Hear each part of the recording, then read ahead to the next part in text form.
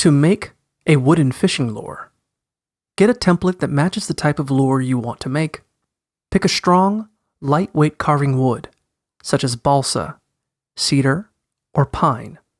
Your starting piece of wood should be at least half an inch, 1.3 centimeters bigger all around than the fishing lure. Sketch or trace the shape of the lure on the sides of the block. Put on a dust mask and work gloves and cut along the outlines of the pattern with a scroll saw or bandsaw. Refine the shape of the lure with a wood carving knife.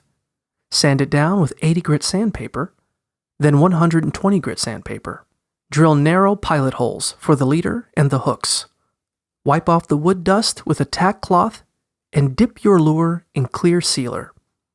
When it's dry, apply an acrylic primer, then paint your lure with acrylic paints and seal it with an epoxy clear coat. Put screw eyes in the pilot holes and attach the hooks and leader with split rings.